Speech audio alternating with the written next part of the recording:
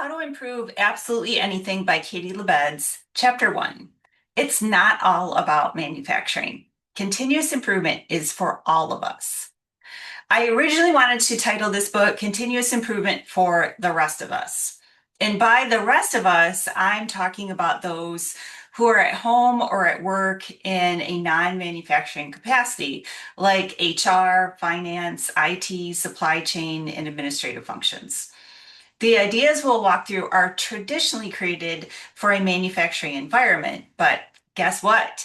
They work well for the rest of us too. The carpet walkers, parents, teachers, mechanics, lawyers, doctors, etc. Truly, the rest of us. Most companies begin their improvement journey in manufacturing because they think that they can achieve quick wins or attack low-hanging fruit or get more bang for their buck. In reality, they start there because it's easier to see improvements on a manufacturing line. You can literally see the changes with your actual eyeballs when you're walking by. Oh, look, there's a machine there yesterday and not one today. The line was rearranged and now we have a bunch of extra floor space. How cool! Some improvements are not as obvious. When you walk down the aisle of an IT department, you can't see that the report that once required 19 hours to complete is now automatically done with no errors in under 2 minutes. True story of a real example. You could look at the final sales numbers and financials for the month, but you can't see that process now requires only half of the software than before. And let's face it, dinner guests don't come into your house and ooh and ah over your newly organized pantry or linen closet. It's tempting to focus only on the changes that we can see. But when you know the improvements are there, even if they're invisible, it's satisfying. And it makes your life easier. We apply these concepts at home all of the time, but maybe don't tell my husband that. He is the brunt of many of my stories and often my guinea pig. We use these concepts of continuous improvement for laundry, managing pets, dogs, cats, and horses, running 2 businesses, and successfully moving across the country twice. I'll never forget our move from Florida to Wisconsin, a relocation that is literally halfway across the country, at least when you look at it from the bottom to the top. That season was a flurry of activities, working with relocation specialists, selling a house, buying a house, a once in a lifetime trip to Poland for my hubby and myself. And oh, yeah, we have 3 horses, a dog, and 2 cats to move, plus a workshop, a pontoon boat, and a tractor. Not my definition of a relaxing tea party. We put out an all call to our friends and parental units. We need some help. We put our team together. Mom and dad would come to Florida first from Michigan and take all of the document and fragile items back with them to Michigan, and then they would meet me in Wisconsin.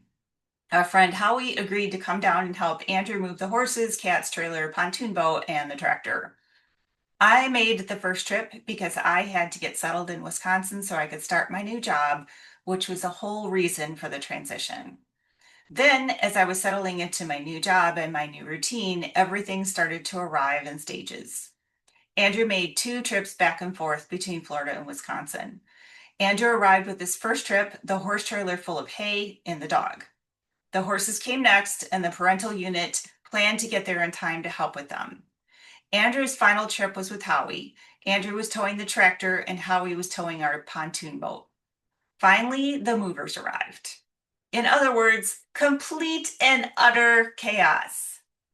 As I got home from work each day, there were boxes and people everywhere. My parents and Andrew were so proud that they were able to accomplish, and they were eager to show me their progress. Yes, I was grateful for help, but oh my gosh. Mom decided to start organizing the kitchen and putting away things on her own, fueled by the concept that if the kitchen is put away, then the whole house can begin to function normally. Maybe, but let's be honest. When I've just moved hundreds of miles with a herd of animals to a new state with vastly different climate and starting a new job, the last thing I wanted to do was spend time in the kitchen cooking. It was finally time, maybe long past time, for the parental units to head home back to Michigan. I was eager to be with Andrew again, just the two of us in our new home, our new place, and our new life. That means it was time for me to start cooking again. But since someone else had organized my kitchen, I didn't know where to find everything. My kitchen hardly felt like it was mine. I would come home each and every day, start the dinner plan, and then have to call my mom to ask where she is. Andrew had no clue. He wasn't in the room when she was unpacking my stuff. So I'd have to call mom again and again and again. Mom, where are the glasses? How about the plates? Where's my favorite spatula? Face it, we all have one. I was so frustrated.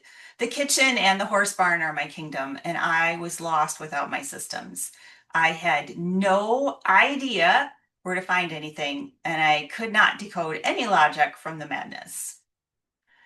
Take a breath, Katie. Everyone was only trying to help. But really, why are the cups here and not over there? Why are the pots like that? Hmm. Well, there's this. I'm 5'6" and my mom is 5'2" and shrinking. My hubby is 6 foot.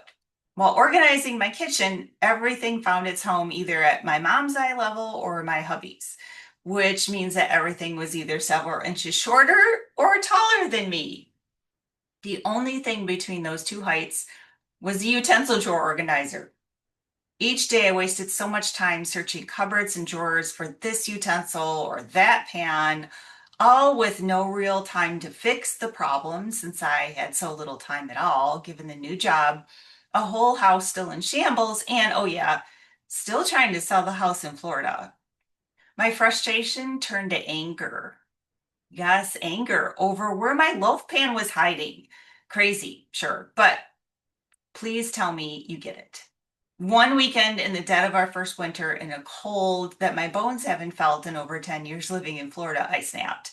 I couldn't do it anymore. I could not spin in circles for one more day, looking down at chest level or far above my head, and I had had enough. I removed every single item out of every single drawer, cupboard, shelf, and I started all over again. I held each item in my hands and I made decisions. What do I use the most? Where's the most logical place in my mind, based on my height, to put it? I found new pans I hadn't used in years, and I encountered a few items I didn't recognize at all. If I hadn't used it or I didn't know what it was, I tossed it or I donated it. With each decision, I began to breathe easier. Has this ever happened to you? Has someone tried to help you at work or at home?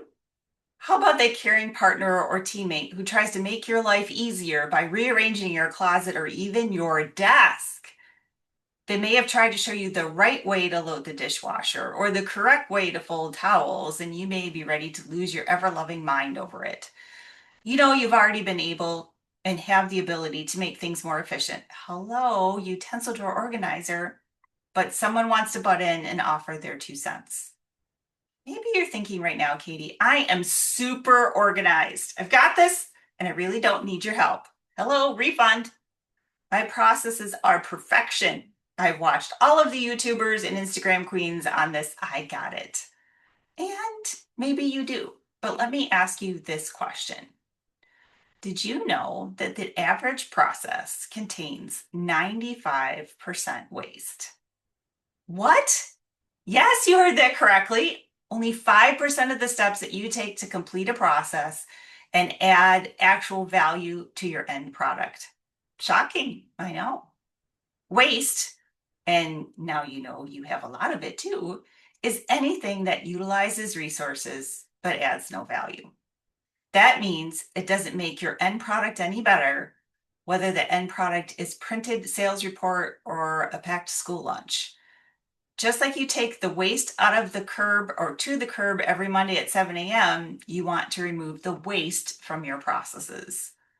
We'll look at the different types of waste, and I'll show you how to kick it to the curb and improve your processes to make your home, work, and life more efficient. Consider this. What would you do if you had an extra 2.5 hours a month? What could your business do with an extra $1 million a year? Yes, that's what I'm talking about. That's what efficiency and continuous improvement can give you. time and money. Who doesn't want that? Continuous improvement is an overarching look at making things better. Under the umbrella of continuous improvement, there are two concepts: Lean and Six Sigma. Lean focuses on the elimination of waste from a process, thereby making what is needed when it's needed with the least amount of waste. For example, making just enough spaghetti to feed 2 people, not 6, or printing out 1 permission slip, not 4, just in case you lose a few. Six Sigma, in its simplest definition, is a mathematical approach to problem solving. That's my softer, kinder, gentler description of Six Sigma. If I told you that it's a statistical approach to problem solving following a prescribed methodology, you might just toss the book across the room right now, and I want us to stay friends. Don't worry. We're going to focus on continuous improvement and the lean concepts for the majority of the book. No math required. With the concepts of continuous improvement and lean, you can improve absolutely anything. In the following chapters, we will talk about translating traditional manufacturing concepts into ideas that we can all understand and apply. We'll look at cellular flow, how a manufacturing line is arranged on a manufacturing floor, and I'll show you how to apply this concept to your desk at work or your kid's desk at home. We'll also talk about the concept of 5S, an organizational method to help you determine where you should place things on your desk, in your workshop, or even your kitchen. Start thinking about opportunities where you'd like to improve. Maybe it's the kitchen setup, the linen closet, or that dang report that your boss wants every week. Let me help you weed through the chaos and show you where to begin.